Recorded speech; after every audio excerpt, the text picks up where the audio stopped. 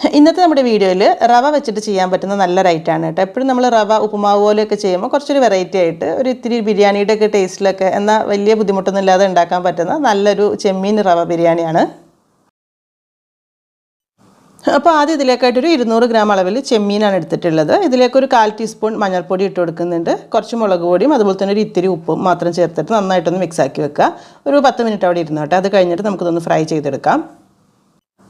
ആ ഒരു സമയം കൊണ്ട് ഇതിലേക്കുള്ള റവ ഒന്ന് വറുത്ത് മാറ്റി വെക്കുക. അതിന് വേണ്ടിയിട്ട് 2 കപ്പ് അളവിൽ റവയാണ് എടുത്തിട്ടുള്ളത്. ഇനിയിപ്പോൾ വറുത്ത റവയാണ് എടുക്കുന്നത് എന്നുണ്ടെങ്കിലും ഒന്ന് വറുത്തെടുക്കണം. നമ്മൾ ഇതുപോലെ ചെയ്യുന്ന സമയത്ത് റവ അത്യാവശ്യം നല്ലോണം വറുത്തെടുക്കണം കേട്ടോ. എന്നാലാണ് നല്ലൊരു ടേസ്റ്റിൽ നമുക്ക് ഉണ്ടാക്കിയെടുക്കാനായിട്ട് പറ്റുള്ളൂ. ഒരു മിനിറ്റൊക്കെ ഒന്ന് വറുത്ത് കഴിയുന്ന സമയത്ത് ഇതിലേക്ക് 1 ടേബിൾ സ്പൂൺ നെയ്യ് ചേർത്ത് കൊടുത്തിട്ട് ചെറിയ തീയിൽ വെച്ചിട്ട് ഒന്നുകൂടെ വറുത്തെടുക്കാം. നല്ലൊരു മണമൊക്കെ വന്ന് ചെറുതായിട്ടൊക്കെ ഒന്ന് കളർ മാറുന്ന പോലെ തന്നെ നല്ലോണം വറുത്തെടുക്കാം കേട്ടോ. അപ്പോൾ അത്യാവശ്യം ഇതുപോലെ വറുത്തെടുത്തതിന് ശേഷം ഇതൊന്ന് മാറ്റി വെക്കാം. അടുത്തതൊരു പാനിലേക്ക് കുറച്ച് വെളിച്ചെണ്ണ ഒഴിച്ച് ചൂടാക്കിയിട്ട് അതിലേക്ക് നമ്മൾ മസാല ആക്കി വെച്ചിട്ടുള്ള ചെമ്മീൻ ചേർത്തിട്ട് ഒന്ന് ഫ്രൈ ചെയ്തെടുക്കണം. അപ്പോൾ ചെമ്മീൻ ഇതുപോലെ വറുക്കുന്ന സമയത്ത് ഒന്ന് അടച്ച് വെക്കാം കേട്ടോ. അതൊരു 1-2 മിനിറ്റ് ചെറിയ തീയിലൊന്ന് അടച്ച് വെച്ചിട്ട് ബാക്കി ഇനി തുറന്ന് വെച്ചിട്ട് തിരിച്ചു മറിച്ചിട്ട് ഫ്രൈ ചെയ്തെടുത്താൽ മതി.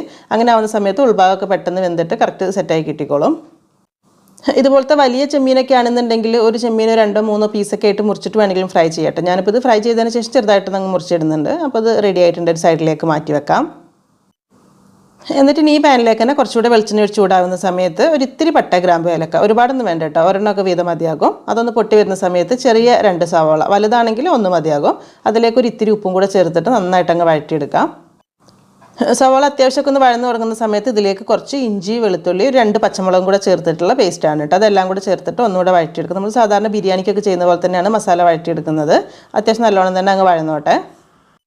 ഇനി ഇതിലേക്ക് മീഡിയം സൈസിലുള്ള ഒരു തക്കാളി കൂടെ ചെറുതായി മുറിച്ചിട്ടിട്ട് അതുകൂടെ വേണം വഴറ്റിയെടുക്കാനായിട്ട്. തക്കാളിയൊക്കെ നല്ലോണം വെന്ത് ഉടഞ്ഞ് ഈ ഒരു രീതിയിൽ തന്നെ വഴന്ന് വരണം. അത് കഴിഞ്ഞിട്ട് നമുക്ക് മസാലപ്പൊടികൾ ചേർത്ത് കൊടുക്കുക. ഒരുപാട് മസാല ഒന്നും ഇല്ല, നമ്മൾ സാധാരണ ബിരിയാണിക്കൊക്കെ എടുക്കുന്ന ആ ഒരു ടൈപ്പ് മസാലയാണ് എടുക്കുന്നത്. കുറച്ച് മഞ്ഞൾപ്പൊടി ഇട്ട് കൊടുക്കുന്നുണ്ട്. പിന്നെ ഒരു 1/2 ടീസ്പൂൺ കുരുമുളക് പൊടി എടുക്കുന്നുണ്ട്. അതുപോലെ തന്നെ ഗരം മസാല, ബിരിയാണി മസാല ഉണ്ടല്ലോ, അതൊരു 1-2 ടീസ്പൂൺ വരെ ചേർത്ത് കൊടുക്കുക. മിക്സാക്കി നോക്കിയിട്ട് മസാല അനുസരിച്ചിട്ട് കേട്ടോ. പിന്നെ ഞാൻ ഇതിലേക്ക് 1 ടീസ്പൂൺ മാത്രം തൈര് ചേർത്തിട്ടൊന്ന് മിക്സാക്കി എടുക്കുന്നുണ്ട്. അപ്പോൾ ചെമ്മീൻ, തൈര് അതുപോലെ തന്നെ ലെമണൊക്കെ ഉപയോഗിക്കാത്തവരാണെന്നുണ്ടെങ്കിൽ ഈ ഒരു സ്റ്റെപ്പ് ഒഴിവാക്കുക. ആ ഒരു തക്കാളിയുടെ പുളി മാത്രം മതിയാകും. അപ്പോൾ അതോടെ ചേർത്ത് നല്ലോണം മിക്സായി വരുന്ന സമയത്തിന് ഇതിലേക്ക് കുറച്ച് മല്ലിയിലയും പുതിനയിലയും ചെറുതായി മുറിച്ചതോടെ ചേർത്ത് കൊടുക്കുന്നുണ്ട്. അപ്പോൾ അതുകൂടെ മിക്സാക്കി എടുക്കുക. എന്നിട്ട് ഇതിലേക്ക് നമ്മൾ ഫ്രൈ ചെയ്ത് വെച്ചിട്ടുള്ള ആ ഒരു ചെമ്മീനും കൂടെ ചേർത്ത് നല്ലോണം മിക്സ് ആക്കി എടുക്കുക. അത്യാവശ്യം മിക്സ് ആക്കിയതിന് ശേഷം ഇതിലേക്ക് 1 ടീസ്പൂൺ നെയ്യ് ഈ സമയത്ത് ചേർത്ത് കൊടുക്കുന്നുണ്ട്. അപ്പോൾ മസാലയ്ക്ക് നല്ലൊരു ഫ്ലേവറും ടേസ്റ്റൊക്കെ കൂടുതൽ കിട്ടിക്കോളും.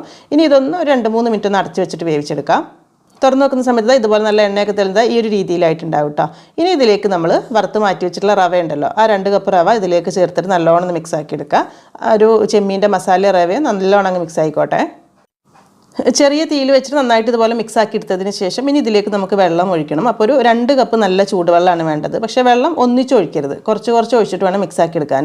സാധാരണ നമ്മൾ റവ ഉപ്പുമാവാക്കി ചെയ്യുന്ന സമയത്ത് ഒന്നിച്ച് വെള്ളം ഒഴിച്ചിട്ട് മിക്സ് ആക്കി എടുക്കണം. പക്ഷേ ഇതിലങ്ങനെ വേണ്ട, നല്ല ചൂടുവെള്ളം കുറച്ചായിട്ട് ഒഴിച്ചിട്ട് മിക്സ് ആക്കി എടുക്കുക കേട്ടോ. അപ്പോൾ ഒരു 2 കപ്പ് വെള്ളം ഒഴിക്കുമ്പോഴേക്കും കറക്റ്റായിട്ട് റവ വേവുന്ന ആ ഒരു രീതിയിൽ തന്നെ ആയിട്ടുണ്ടാകും. ഇനി വെള്ളം കുറവാന്ന് തോന്നുകയാണെങ്കിൽ 1-2 ടേബിൾ സ്പൂൺ കൂടിയൊക്കെ കൂടുതൽ ഒഴിച്ചാൽ മതിയാകും. നമ്മൾ റവ വറുക്കുന്നതിനനുസരിച്ച് ചിലപ്പോൾ വെള്ളത്തിൻ്റെ അളവിൽ വ്യത്യാസം വരും. ലാസ്റ്റ് ഇതിലേക്ക് 1 ടീസ്പൂൺ നെയ്യോടെ ചേർത്ത് കൊടുക്കുന്നുണ്ട്. നമ്മളൊരു ബിരിയാണി പോലെയല്ല ചെയ്യുന്നത്. അപ്പോൾ കുറച്ചുകൂടി ഫ്ലേവറിന് വേണ്ടിയിട്ട് കുറച്ച് ഉള്ളി വറുത്തതും കാഷ്യും അതുപോലെ തന്നെ മുന്തിരിയൊക്കെ ഉണ്ടെങ്കിൽ നന്നായിരിക്കും. പിന്നെ ഒരു ഇത്തിരി മല്ലിയില, പുതിനയില വളരെ കുറഞ്ഞ അളവിൽ മതിയാവും കേട്ടോ. അതിൻ്റെ കൂടെ തന്നെ ഒരു ഇത്തിരി ചെറുനാരങ്ങ നീര്, ഒരുപാട് വേണ്ട. അപ്പോൾ അതുകൂടെ ചേർത്തിട്ട് മിക്സ് ആക്കി എടുത്തു കഴിഞ്ഞാൽ കുറച്ചുകൂടെ നല്ലൊരു ടേസ്റ്റും ഫ്ലേവറൊക്കെ കൂടുതൽ കിട്ടും. നമ്മൾ ഏകദേശം ഒരു ബിരിയാണി പോലെയാണല്ലോ ചെയ്തിട്ടുള്ളത്, അപ്പോൾ അതുകൊണ്ടാണ്. എന്നിട്ട് നല്ല ചൂടോടുകൂടി തന്നെ മിക്സ് ആക്കിയിട്ട് കഴിക്കട്ടെ. ഒരു ചെമ്മീൻ്റെ ഫ്ലേവറൊക്കെ ഉള്ളതുകൊണ്ട് ഒരു സ്പെഷ്യലായിട്ട് തോന്നുന്നുണ്ട്. പിന്നെ എപ്പോഴും ഉപ്പുമാവ് പോലെയൊക്കെ ചെയ്യുമ്പോൾ ഇപ്പോൾ ഡിന്നർ സമയത്ത് ബ്രേക്ക്ഫാസ്റ്റിനൊക്കെ എന്തെങ്കിലുമൊക്കെ ഒരു വെറൈറ്റി ഒക്കെ ആയിട്ട് ചെയ്യണമെന്നുണ്ടെങ്കിൽ ഒരു ഇത്തിരി ചെമ്മീനോ അല്ലെങ്കിൽ ചിക്കനോ ബീഫൊക്കെ ചേർത്തിട്ട് ഇത് ചെയ്യാനായിട്ട് പറ്റും. അപ്പോൾ എന്തായാലും വീഡിയോ ഇഷ്ടമായിട്ടുണ്ടെങ്കിൽ ഒന്ന് ലൈക്ക് ചെയ്യാനും ഷെയർ ചെയ്ത് സപ്പോർട്ട് ചെയ്യാനും കൂടെ മറക്കരുത്. ഇനി എന്തായാലും എന്നത്തെ പോലെ തന്നെ നല്ല റെസിപ്പീസായിട്ട് പുതിയ വീഡിയോയിൽ കാണാം. താങ്ക്